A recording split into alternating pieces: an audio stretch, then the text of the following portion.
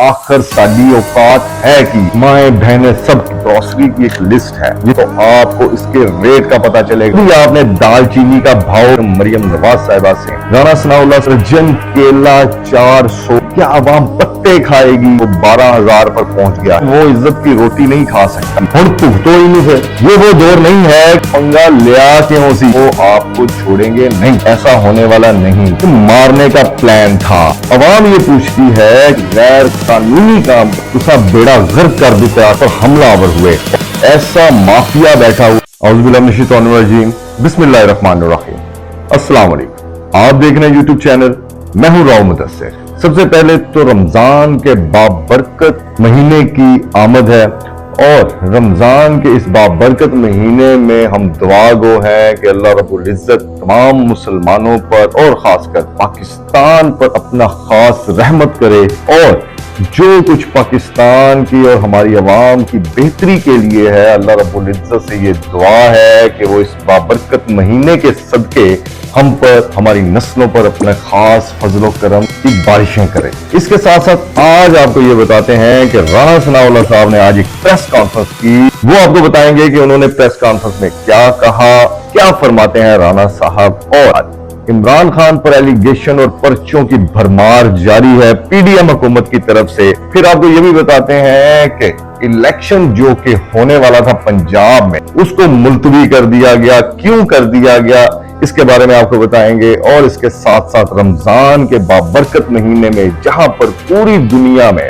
Even के गैर मुस्लिम ममालिक में भी मुसलमानों के लिए रिलीफ दिया जाता है, खासकर रमजान मुबारक में। और बड़ी बदकिस्मती के साथ जो मुल्क कलमे के नाम पे बना था, मुसलमानों के लिए बना था, उस मुल्क में ऐसा माफिया बैठा हुआ है जिन्होंने रमजान मुबारक का इंतजार करते हैं। और बड़ी शर्मनाक बात है कि वो लोग अशिया खुर्दो नोश की कीमतें बढ़ा देते हैं। पहले ही अवाम पिसी पड़ी है, पता नहीं रमजान मुबारक में शैतान जहां पर अल्लाह रब्बुल इज्जत फरमाते हैं कि बांध दिया जाता है, पता नहीं ये शैतान कहां से निकल आते हैं और अवाम के साथ इस तरह क्यों करते हैं। चले स्टार्ट करते हैं आज के व्लॉग को। राना सनाउल्लाह साहब ने आज एक प्रेस कॉन्फ्रेंस की और उसमें ये फरमाते हैं कि जुडिशल कॉम्प्लेक्स में इमरान नियाजी जत्थों के साथ, मुसल्ला जत्थों के साथ आए और जुडिशल कॉम्प्लेक्स पर हमलावर हुए। और वो ये भी कहते हैं कि इमरान नियाजी को इसकी सजा भी भुगतनी पड़ेगी और उनके ऊपर मजीद मुकदमात किए जाएंगे। जनाब के लिए ये गुजारिश है कि इमरान खान जब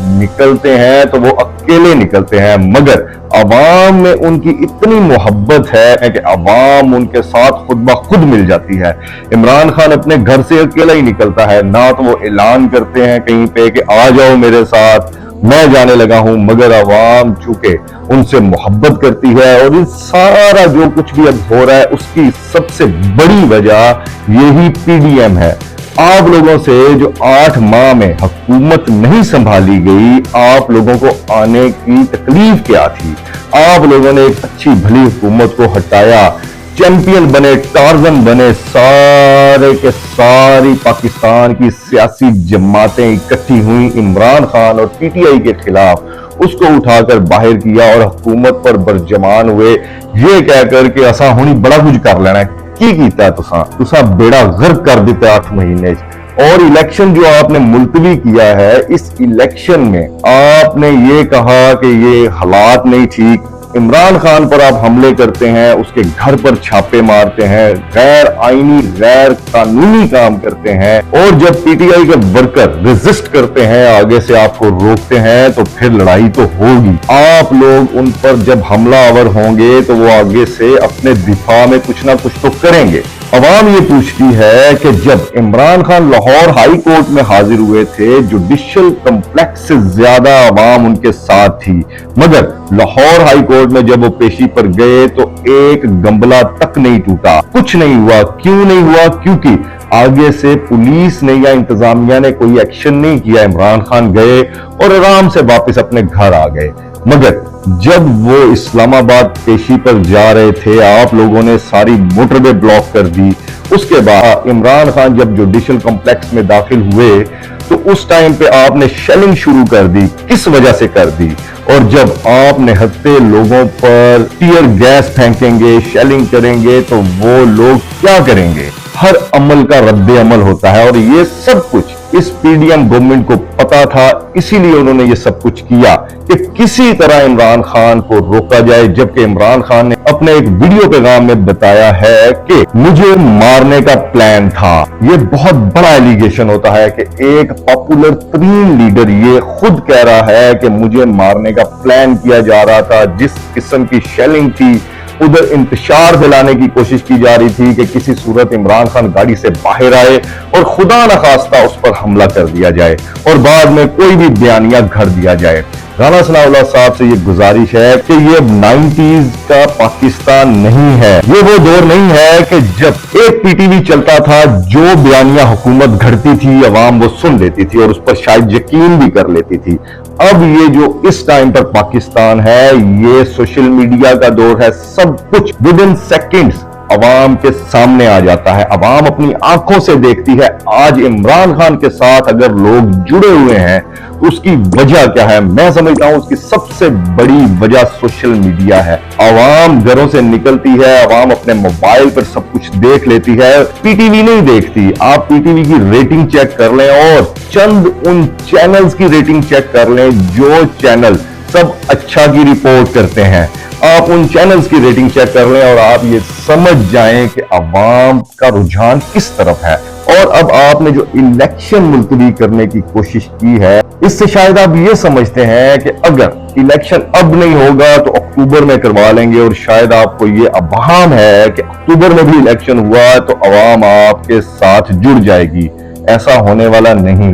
अब आपकी ये सारी दो नंबरियां, सारी कोशिशें नाकाम की नाकाम ही रहनी है, क्योंकि आपके पास ना तो कोई बयानिया है, ना ही अवाम के लिए कोई रिलीफ है। अगर आप लोगों से ये हुकूमत नहीं संभाली जा सकती थी, क्योंकि आप लोग अवाम की फलाह के लिए तो आए ही नहीं थे। ये सब कुछ अवाम को पता चल चुका है। अवाम की फलाह के लिए नहीं आए थे, सिर्फ और सिर्फ अपने केसेस खत्म करने के लिए आए थे। वो आपने कर लिए। अब आप ये समझते हैं और बखूबी जानते हैं कि अगर अभी इलेक्शन हो जाता है और इमरान खान दोबारा इक्तदार में आ जाते हैं तो वो आपको छोड़ेंगे नहीं। इसी डर से अब आप इलेक्शन मुलतवी कर रहे हैं।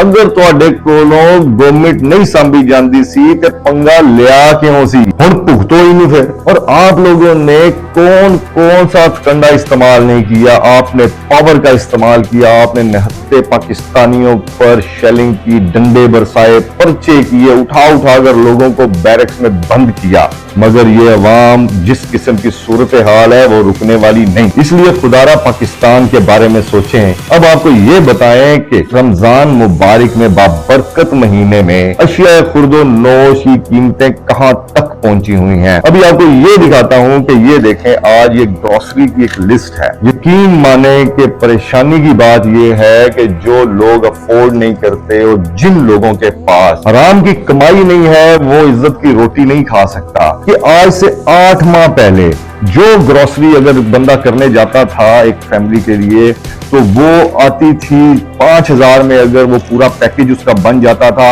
और आज 8 महीने के बाद यकीन माने कि वो 12000 पर पहुंच गया है। महंगाई किस कदर बढ़ गई है।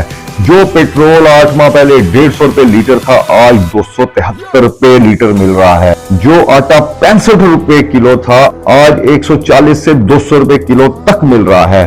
क्या अवाम भूखी मरेगी? क्या अवाम पत्ते खाएगी? क्या करेगी अवाम? और आज यकीन माने एक दर्जन केला 400 रुपए का था। ये हालात हैं आज रमजान में। राना सनाउल्लाह साहब और आप लोगों से मैं ये पूछना चाहता हूँ, खासकर मैडम मरियम नवाज साहिबा से, कि आप लोगों ने कभी घर से निकलकर पेट्रोल डलवाया है? कभी आपने दाल चीनी का भाव लिया है? कि आपको पता है फल का क्या रेट है? आपको ये पता है? या आपने कभी आटा खरीदा है जाकर? नहीं, आप लोगों ने नहीं खरीदा। और कभी आप लोगों ने खुद खरीदा हो अपनी हलाल की कमाई से, मेहनत की कमाई से, तो आपको इसके रेट का पता चलेगा।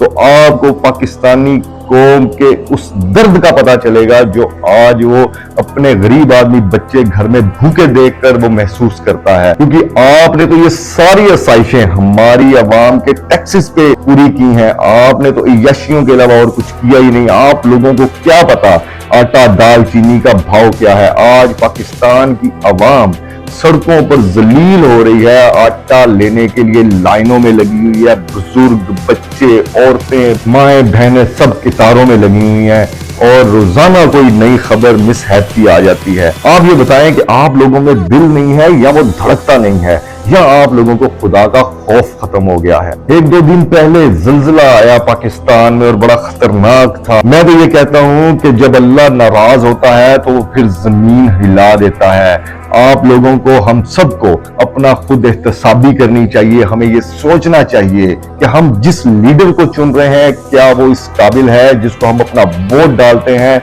वो इस काबिल है कि पाकिस्तानी कौम या पाकिस्तानी अवाम की फलाह के लिए काम कर सके।